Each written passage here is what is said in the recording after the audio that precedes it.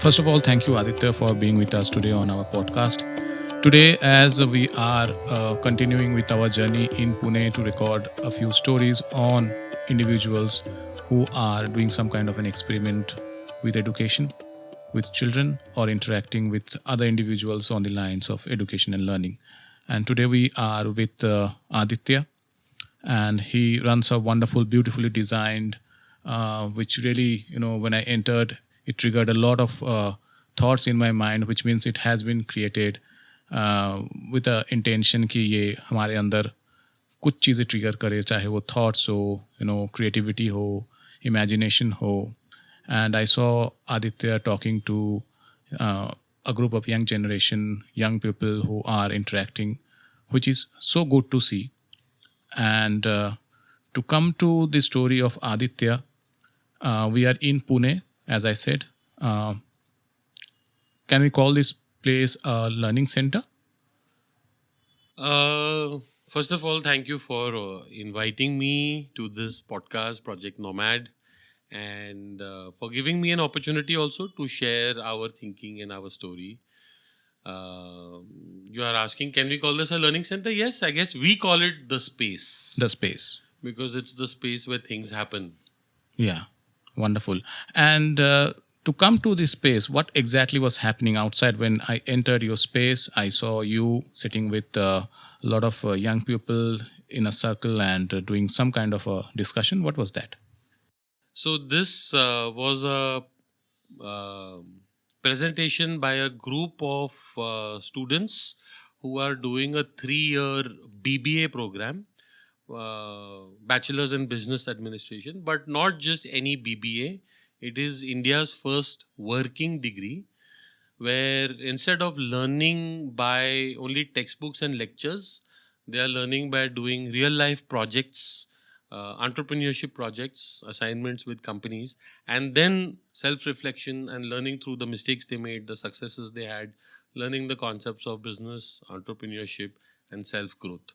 So today we had a presentation which is the culmination of a 3-week project where they were given 10,000 rupees and they had to double that money. Oh, that's wonderful. Okay. And so is this course or this process has a name? It's called Undergraduate Program in Multidisciplinary Entrepreneurial Development. Oh. UGMED. UGMED. Okay. It's kind of an undergraduate program? Yes. Okay. Wonderful. And so naturally you must have gone through some kind of a understanding you need to design a unique program for the children, right? So let's go back to a little back in your life to understand from where you are coming, for the audience, for the listeners to understand who you are. Let's go back a little, few more years. I don't know how much back. You can decide. Maybe बचपन से चालू कर सकते हैं. Maybe college days. Whenever you had that turning point understanding in your life, I have to do something. So what's the story all about? Wow. Thanks for asking such a nice question. I think for me, I have always been a very curious person. I learned chemistry by mixing different chemicals and one day burning down my desk. And similarly, I learned storytelling by bringing different objects from the house and making sounds and recording some story out of it. And I was always very excited and curious to try things, to make things. And when I went into engineering college, I went with a lot of excitement to actually learn. I wanted to learn how to repair a bike. I wanted to learn how to build a machine. So, actual curiosity was there and this excitement was there. But I like I say always that after first year of engineering, I realized that I was not doing anything. I was not building anything. I was just studying some subjects and writing journals, practicals journals. So I think there was some kind of frustration in me because the kind of curiosity I had in my childhood and what I had seen. I remember one Diwali, my father and my chacha, we decided to build our own firecrackers, our own Diwali ke jo anar hote hain. We went to the market, bought the clay pots, we went and bought potassium nitrate, sulfur, carbon, aluminium oxide, all the different things that go into it. And we spent 2 weeks before Diwali making our own anar. So this curiosity and this joy of building and creating things, I grew up with. And suddenly when I went in for college education, I realized ye to hai hi nahi. And I think that frustration somewhere has lasted for my entire life, which has today resulted in our slogan at Let's Enterprise, which we say hashtag करो. क्योंकि बहुत सोचते रह जाते हैं हम लोग कभी कभी, and instead of that, think a little surely, but let's move into action and let's do something, and then we will make some mistakes and then we can improve it. So I think that is the feeling, that let's make some action happen, and I think that's a great way for learning to happen. So education should create enough space for students to do hashtag karo and create their own learning path. Wonderful. And what kind of a journey you went through before you designed this unique program that you are doing right now? Oh, that has been quite a journey of last 10 years or so, which I have been full time into this work of facilitating and running programs with young people. So for the first 5 years, I ran a workshop by the name of Dancing with Tigers, which was focused on breaking comfort zones, on talking about things that we don't easily talk about, exploring ourselves in terms of introvert, extrovert, communication, relationships. So I worked very closely with youngsters for the first 5 years running this program in different formats. And that's when I started realizing that in our country, after 12th, when students go into an undergrad program, actually the system is run like a factory. And the problem because of that is that the actual curiosity and the amount that students and youth should be challenged, they are not challenged. So they actually end up having a lot of spare time. And like they say that, idle mind is devil's workshop.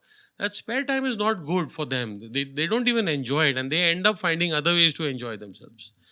So that's when I realized that we need a long-term program and we need to move into the system and create a program that actually challenges them, actually occupies their time, and gives them the joy of working, the joy of creating, the joy of discovering. And that's when 5 years back we started this Let's Enterprise. For the first 5 years, we ran something called Enterprise India Fellowship, which was a program that students who were already in some other college would do parallelly. They wanted to develop entrepreneurial skills, they wanted to develop communication skills. And then in this year, we have pivoted and created out of our learnings of experiential learning, and with the focus of entrepreneurial mindset, we have developed this India's first working degree, which is a BBA program, which incorporates all these ideas of project-based learning, challenge-based learning, experiential learning, combined with And learning through naturally, to do self-reflection. this kind of a program, which is quite different, quite unique, you must have faced challenges, where the parents might be asking questions कि ये क्या नया शुरू कर दिया है? There is already BBA program out there.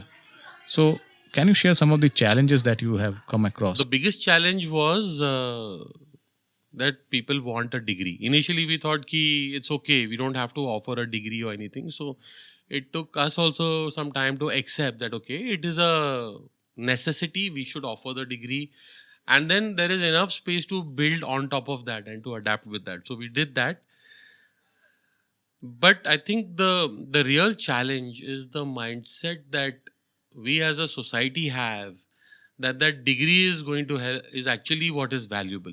Those 3-4 years of our life, we start believing that the real output is only the degree. Actually, the degree is only a piece of paper. The real output or the real asset that we take for the rest of our life is the learnings, is the friendships, is the struggles and the failures, is the development that we have. Because see, this 3-4 year period of college life is very special.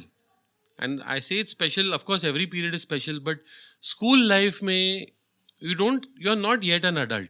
You don't have the freedom to think, to decide, to try. Everything is protected and the whole curriculum is decided for you. Adult life, you have responsibilities, you have to earn, you have to sustain a family, all that. This जो period होता है college का, You are an adult, yet you don't have the full responsibility, which means you can try, which means you can fail, which means you can experiment. And I think it's a very sad thing that if we don't try and experiment and fail and do enough such things in that period called college life. So the challenge, coming back to your question, is that people are too scared even during this college period, and parents are also too scared and too worried about the rest of their life, rather than using the time that is available to them to actually learn and actually do things and go and travel and meet people. So this mindset is a very big challenge कि चुपचाप बैठ के पढ़ाई करो, don't have to think here and there, पूरा जिंदगी पढ़ा है, नहीं पढ़ा है पूरा जिंदगी. Now is the time to do all these things. Bilkul. And can you share some of the, stories, because you have been interacting with children for, the young adults rather, for quite some time now. So, पहले का सोच, और जब when you interacted with this young mind, there must be something कि अरे वाह, ये तो मैंने कभी सोचा ही नहीं था कि ऐसा हो सकता है, बच्चे इतने टैलेंट हो सकते हैं, इनके अंदर इतने पोटेंशियल हो सकता है, और जो उनके माँ बाप नहीं समझ पाए. ऐसा कुछ you have come across? I come across this every single day. Like right now also the group of students you saw outside, they were able to multiply 10,000 rupees into 25,000 rupees in 3 weeks. And they have gone to the market yard and learned how to negotiate with the vendors. They have learned how to do costing. They have learned how to develop packaging. They have learned how to different sales techniques without a single lecture or theory given to them. They are coming back and asking us questions कि customers को value किस चीज़ में मिलता है. Why do they decide to pay us more for one product over the other? So, to me, it is the amazing thing is how quickly the human mind actually learns and explores and comes up with questions. So the youngsters nowadays, their thinking is like much faster than we can imagine.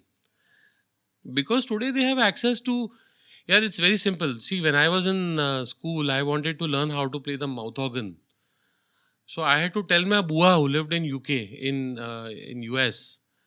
And then next time when she came to India after 6 months, she brought it. Then she brought one book for me. Then that book I learned for the next 3 years. Today, if we want to learn something, all we have to do is click one button. And everything is available right now. So their way of thinking and speed is like way beyond. And then how would you balance theory and practical then? Because what you are doing is coming to the theory by doing the practicals, right? That's the concept. Hannah? Okay. So how do you focus? How the design is based on? Are you sending them to the market first to understand the market? Is it like that? So the thing is that, see, you and me, human beings, we always respond to challenge. If I tell my 10-year-old child, you can't bake this cake, they will want to bake it and prove it to me. Right? So the main thing, human being, we need a motivation, right? And challenge is a very big motivation.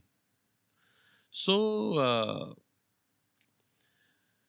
another simple example is, where a small baby, they don't learn first ABCD. First they start saying mama, papa, then they say bhook lagi hai, then they start speaking the full words, right? All of us as educators know that. So they don't learn the theory, which is the ABC. First they learn how to make basic sentences and communicate. Then they can learn theory to develop higher level of communication.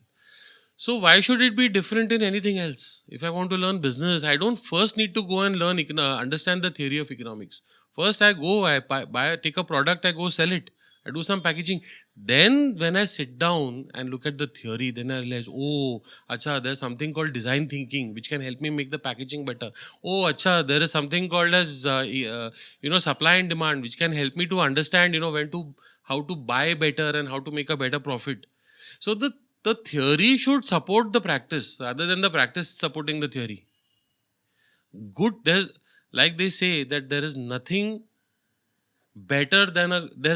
more practical than a good theory. Theory should support practical. It's meant to make your practical better. But if you're spending all the time only on the theory, it's like having only chutney but no bread in the sandwich. Where the things went wrong, according to you, In what? in our education system? No, nothing went wrong. We just had to see. The thing is, if you have to scale up and you have to educate 1 crore people, it's much easier to make them sit in the classroom and give a lecture. So the scalability of the system that we know is much more, which is why the system has succeeded, and it has succeeded in many ways. But the answer is that it is easier to scale up.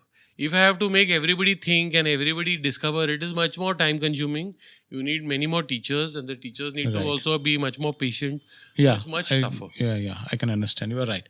And when you are working with young minds who are dealing with a subject which is business market, uh, I just want to understand your views on, because these two are very interconnected. So On politics. yeah. So Okay. is there any aspect in your design which involves the young mind to understand politics and business? No, absolutely. So to understand politics, yes, because politics is what? It's the interplay of power between human beings. Do I influence you or do you influence me, or we together get together and influence somebody else? That is what is politics, and that's a day-to-day part of all our life. Today is it's my son's birthday after this today, and we are celebrating. So I had to make some negotiation with my wife that I will come a little later. Then I had to negotiate with my friend Harshad that आप पहले मेरा podcast कर लो. So that little effort that we make to influence each other is politics, and it's a very important part of business. It's a very important part of art. It's a very important part of social work, social studies, convincing each other. So absolutely. So very good point you have made. It's uh, students have to go through this process of understanding psychology, understanding politics, understanding how organizations behave. So there's a top subject called organizational behavior and organizational dynamics. Okay. And so is there any demand from the young minds that, for example, they want to design a business which is very new, like mixing up two unique business together, you know, can be food and music together, can be a space where they want to cater food and music together. So how to facilitate those minds? Because that happens everywhere. I mean, मेरे घर पे भी मेरा बच्चा कभी भी ऐसा कुछ डिमांड करता है जो it's out of my thinking level कि अरे ये मैं कहाँ से लाऊं. Then I have to discuss with my friends, with my mentor. Then they will give some idea. Then again I have to come back to him. So, like, for us adults, if you may, grown ups, people who have had a certain amount of success in our life, success is a good thing, but it's also a bad thing because it tells you what works, or at least it tells you what you think works, right? So when I know what works, then everything else looks like it doesn't work, which means nothing new is going to come up, right? Only what I know works will work, right? And the advantage that a child's mind has, or a childlike mind has, it does not assume what works or what doesn't work. It tries, right? So what you said, combining different ideas. So we call it making ideas have sex, right? When you bring two ideas together and you mate them, right, then a new idea is born, right? So that's how we explain creativity, because actually is dunya mein there is nothing which is 100% original. Everything is, मैंने थोड़ा सा I take a pav bhaji and I take a biscuit and it becomes a biscuit pav bhaji. So it's about combining and exploring, and so we, in a creative way, call it making ideas have sex, and we have a workshop on this, right? Making the most random ideas, bring them together, and let's see what is the baby. Yeah. Wonderful. And do you interact with the parents? Okay. If I have to. And see, I'm coming from, because I'm also trying to understand how important is parenting from the perspective of, if the children is more into creating things. It can be an art, it can be अपना छोटा सा खुद का ice cream बनाने का एक business का idea. Or often we see parents don't encourage at a younger age. हाँ कर लेगा बेटा, बाद में बहुत टाइम है. So to answer that or to help the child, I don't know how to put this question, कि उन जैसे पेरेंट्स के साथ क्या डिस्कस करना चाहिए कि this is also important. No, so the thing is, I have interacted with a lot of parents, more than 1,000 parents very closely. And of course, I am also a parent. But I always tell the parents one thing that, don't try to mentor your own child. That's why in the olden days, we used to have a Gurukul system, or there was a community in Israel, there used to be something called a kibbutz, where there would be community parenting. I cannot mentor my own child. I might have mentored thousands of youth, but I realize that it's difficult to mentor your own child for the simple reason that the beauty of parents is that we love our children, and the problem of parents is that we love our children. Because we love our children, we cannot really mentor them, because then we are bound by that emotion. And unko dard ho gaya to humko, we also feel hurt, right? That is what parenting, that's what the meaning of a mother is. And even every father is a mother to some level, right? So if my child gets hurt, even I get hurt. Now that is a problem. Because until the child gets hurt, they cannot learn. It's impossible to learn without getting hurt. Unfortunately, learning and pain goes hand in hand. So if I keep feeling pain every time you are learning and feeling pain, then I cannot be the right mentor for you. Because then I want to come and stop your pain, right? So I feel that is the thing with parenting. Unfortunately, there's nothing you can do about it. The only thing, I feel that it's important as parents to be careful not to pass our fear into the child, into the youngsters. We have our own fears, we have our own experiences, but if we transmit our fear into them unnecessarily, we are loading up new fear into them. And also the other thing is that we have to be very careful as parents, and we have to remind ourselves that the world that we grew up in is not the same as the world that we are living in today, that the world we are bringing our children. And if I can take a few minutes to just speak about that, there's a fundamental difference in the world that we grew up in and the world today. See, in the world that most parents of today, let's say people who are in their 30s or 40s grew up, if you did not excel, or if you did not in your academics, etc., you had to survive. You would not survive only. It was a world of shortage. हर एक चीज में कमी था. बस में there were few seats, college में there were few seats. In our parents' world, even to get a telephone connection, you had to wait for 6 months, right? So we lived in a world of shortage, and only the few would move ahead. Only the few who will be in the top 5%, 10%, 20%, they will move ahead and become something in their life. So the whole game was to be that top 10%, top 20%. That was the formula for succeeding. But today the world is very different. We live in a world of abundance. That time there were 10 schools in Pune. Today there are 1,000 schools in Pune. We live in a world of abundance. Today, if my children, even if they don't work, they will survive for a long time. They're not going to be on the roads. And that's true for most of our children who are listening to this podcast. So today it is no longer about survival.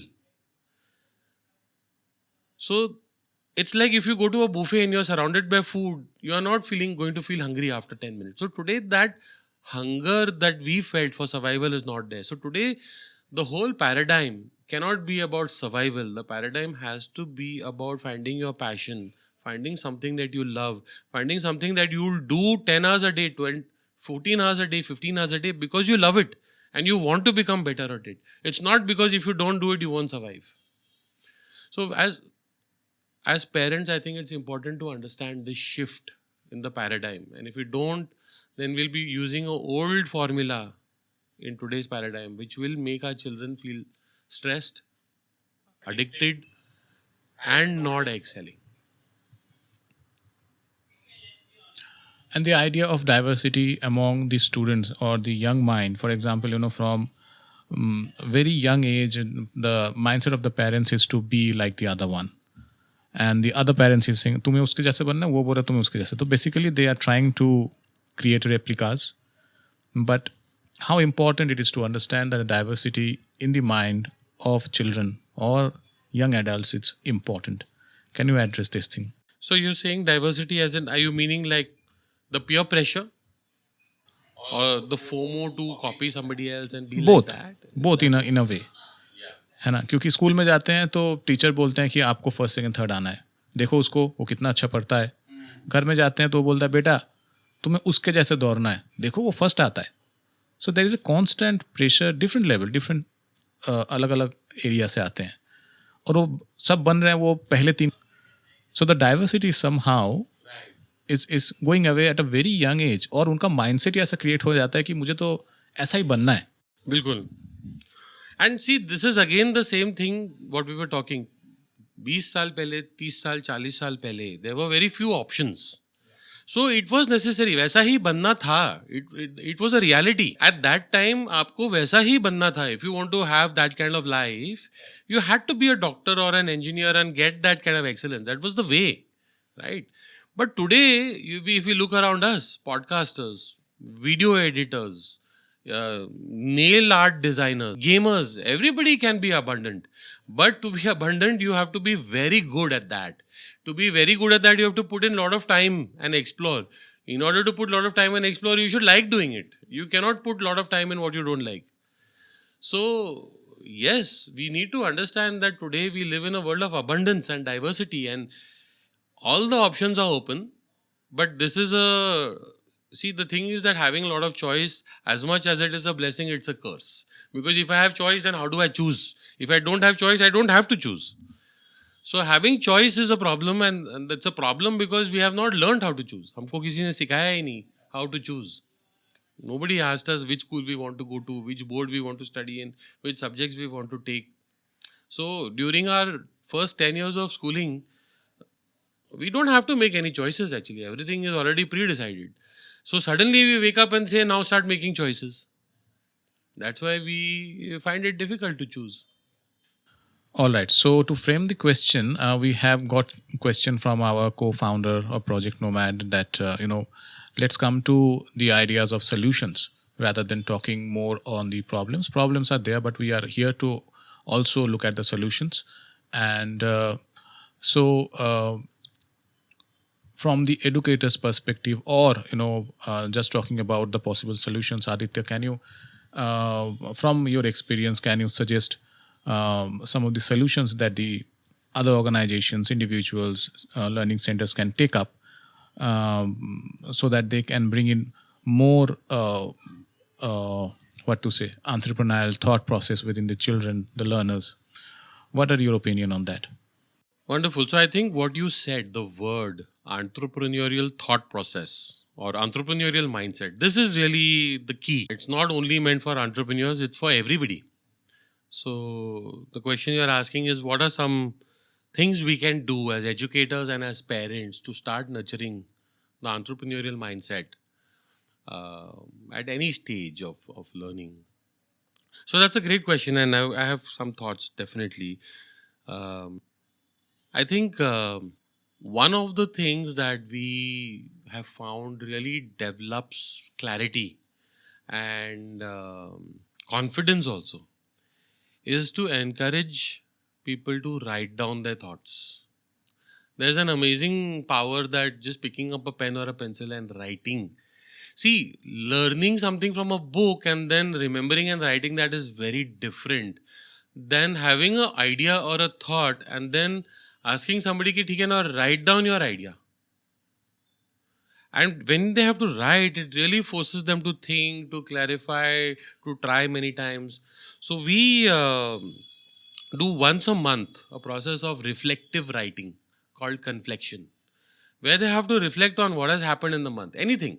And they have to reflect on some early influence in their life. So maybe something happened 10 years back. And then they have to put it together and then they have to write what comes out. Right? And it's some amazing thoughts emerge from these conflections.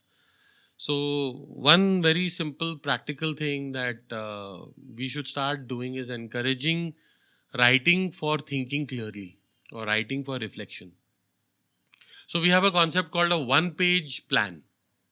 Suppose somebody says that, I think we should all go for a 2-week trip to Goa, and we should participate in one art and literature fair over there, and we should do something. So something happened like this, a proposal came.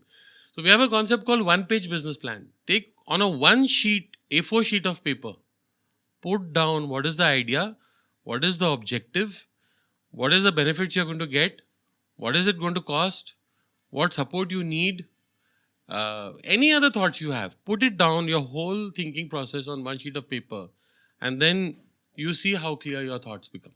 So we call it as a one-page business plan.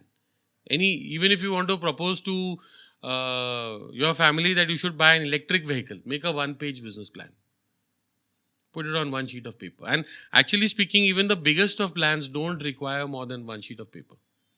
Right? So that's one thing. Right to think clearly, right to reflect.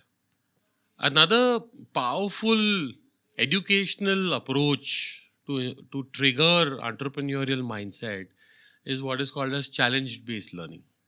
Right? So we know project-based learning, and challenge-based learning, the idea is first and foremost to get you excited about something, or to tap into something you already feel motivated about. So it picks up, the idea is to first pick up, let's say if I'm already excited about food, and I'm already excited about, let's say, an event, right? So the idea is to tap into something that a student is excited or motivated about, and then throw them a challenge, right?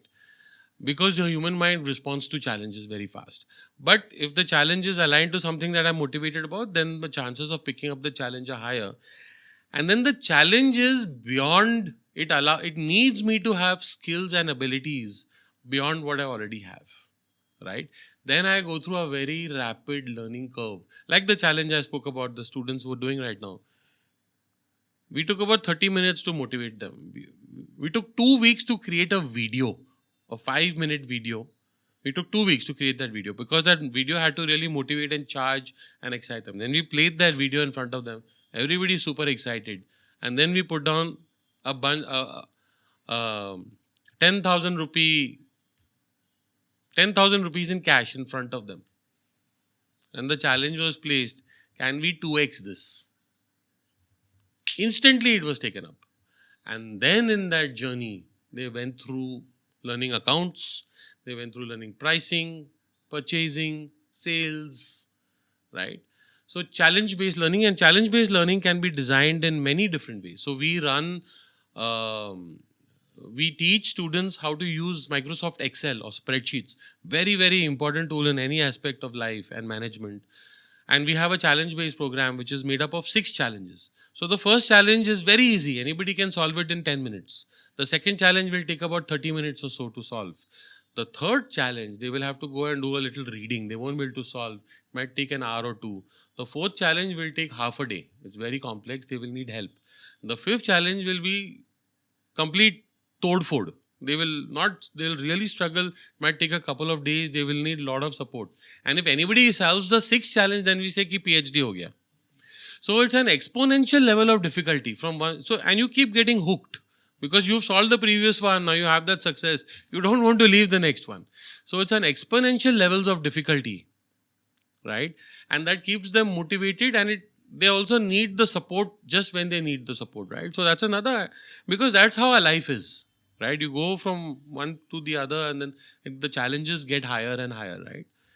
So that's another approach that we follow in designing our modules and programs, a challenge-based approach.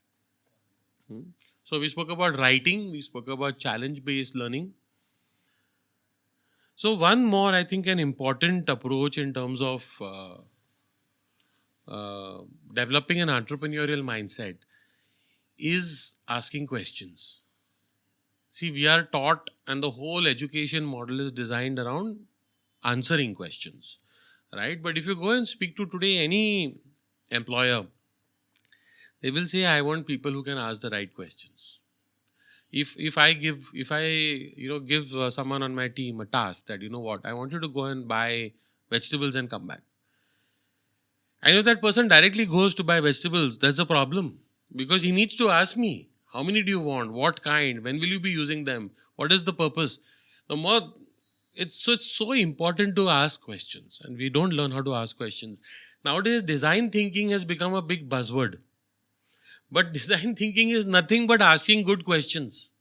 The whole game of design thinking is asking fresh questions that help to see the situation from a different perspective, right?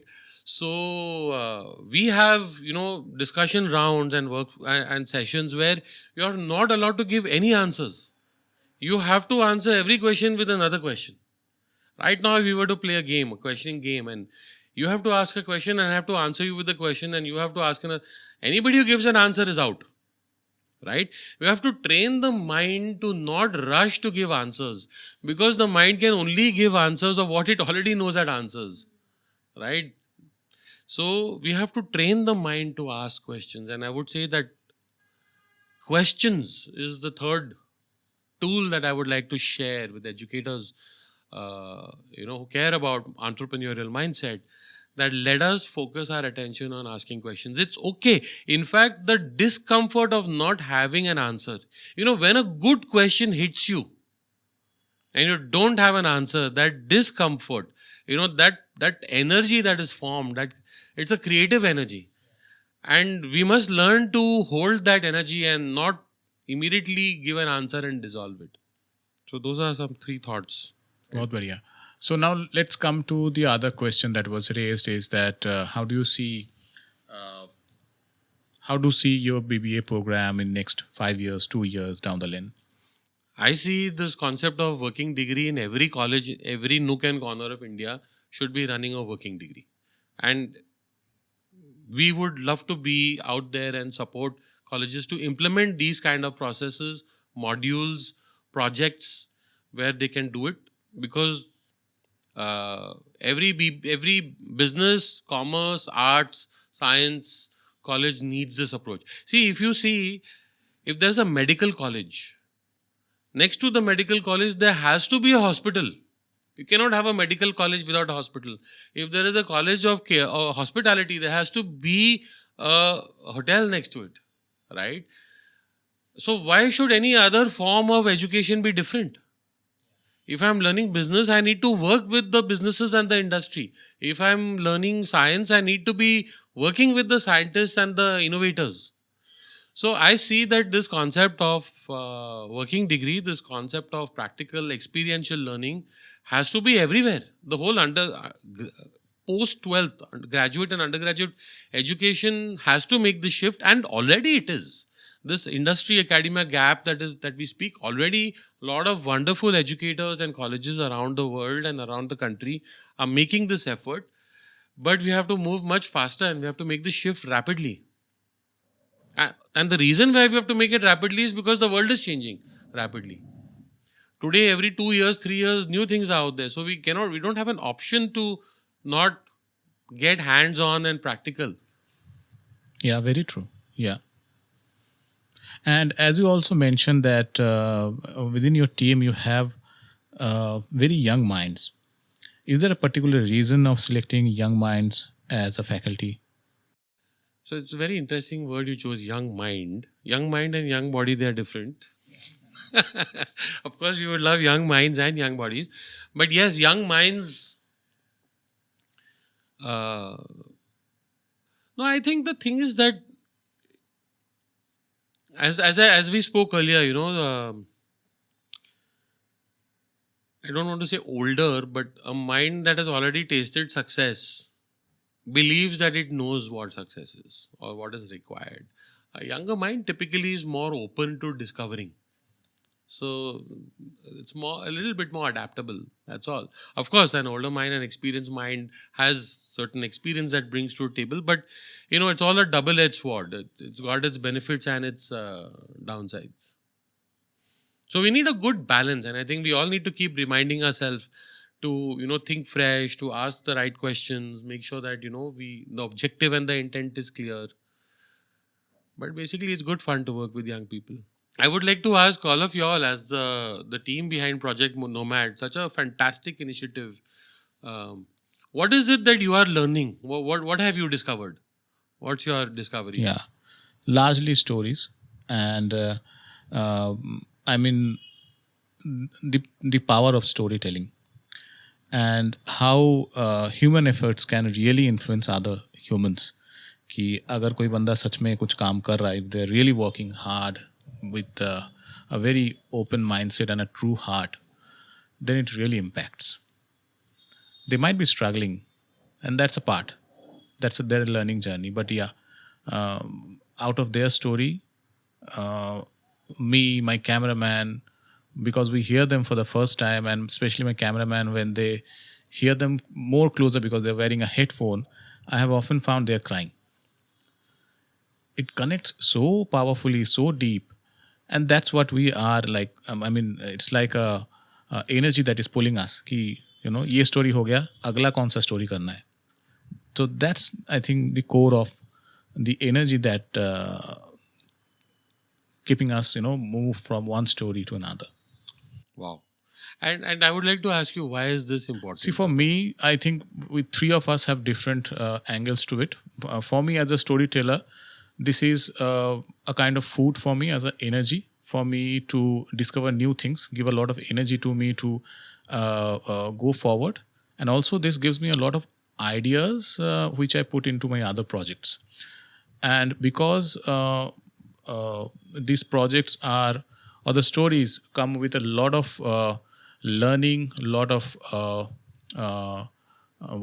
networking, it has a multiple level of क्या बोलते हैं, advantages, है ना? So that's the thing for me. It might be different for Abhilash and Harshad. So yesterday only, after we did, because for the first time we are doing the podcast together. ठीक है, नहीं तो मैं ही जाता हूँ. So yesterday only he reflected कि हम लोग एक साथ बैठे हैं तो there is a different vibe. There's a different kind of a learning. So why don't we invite people to our podcast? है ना? तो उसमें engagement ज़्यादा होगा, क्वेश्चन बहुत आएंगे, because I am thinking from my mind set, उसका कुछ अलग होगा, उसका कुछ अलग होगा. It can be a good discussion also. So ये पहले दिमाग में नहीं है. सो ऐसे सारे, this is the amazing part, I think. And ये जो चीज़ें आपने बोला, what you said collaboration, and you said diversity of ideas, and you said energy. I think again I'm bringing it back to the question you asked me about entrepreneurial mindset. This is what, again, some practical things that we as educators can do. One is, you said energy, and I think those years of our life, those college years, we need to create opportunities for the youngsters to get energy. We can't just be draining energy from them. They need to feel inspired. They need to feel this energy by meeting people and trying things. So college has to be a space for that. And then, you said it's about collaborations, and we grow and we rise through collaborations. And so the focus has to also grow in, entrepreneurial mindset has to be to create opportunities to collaborate. You have to encourage them. You find another group of students somewhere else, collaborate with them to raise the resources. It's not just about competition. So on that note, I think we can end our podcast today. It was a amazing discussion, very impromptu. There is no question and answer. There is no pre-discussion happened. So let's have your closing statement then. No, I think thank you all, Project Nomad, for being for doing this work, and for you said, for documenting these stories. I think in times to come, many of us are going to come back to these stories and feel inspired. So thank you so much.